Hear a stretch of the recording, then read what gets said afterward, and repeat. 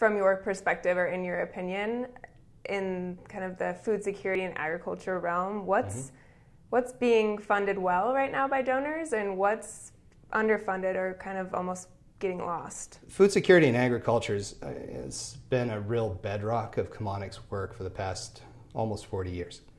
And I know when I got started in the industry in 1999, we were really talking about business services, small enterprise development, smallholder development, financial services, and those things. And as this part of our industry's evolved, we've seen competitiveness and value chains introduced.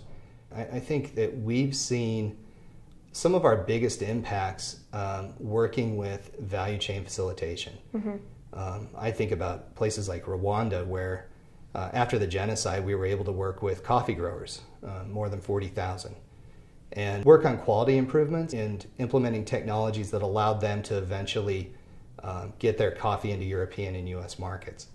And that's huge because in Rwanda and other places we know that post-conflict, if you can't get economic growth restarted, there's a good chance that conflict will happen again. So I think that work has been extremely successful in development. And I think that investment from the donor community is well spent from our perspective. The other thing that we see is that introduction of new technologies that from the developed world or from other developing country contexts has really allowed for a leapfrogging effect to occur. And I think that, you know, in the area of ag and food security, it's had a tremendous benefit. It's allowed for things like microinsurance to be extended out to areas where it's never been available before. And speaking of innovations and especially new technology, you actually mentioned something in your op-ed for Devex, a model called TRIZ. It's based on the idea that the many underlying root problems have possibly been solved just in a different context or in a different area, and they can be kind of brought and used in an innovative way to solve a current problem. That's right. So are you seeing this, that a lot of people are kind of looking outside now and bringing these solutions in, or is this something that you think could be better employed, especially in food security right now?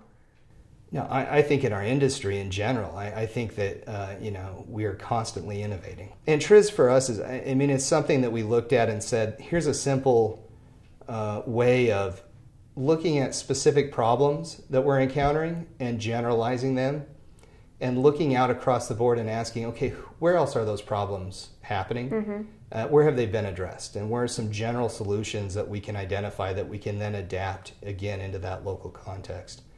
The example I used is Haiti, post-earthquake Haiti, where we began working with local farmers and said, you know, the problem is very simple. How do we get more productivity out of small plots of land that's been degraded and deforested? And you know, we began to look around and ask, okay, well, where has this been done before? And our chief of party has worked in Haiti now, has worked previously in Madagascar, and he brought some ideas from there and helped us to increase rice production in a very novel way, novel for Haiti.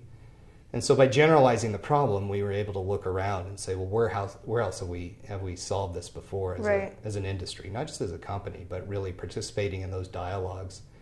Where has this been dealt with before, and how can we adopt those new techniques and new technologies for this area in a way that's appropriate for this local context?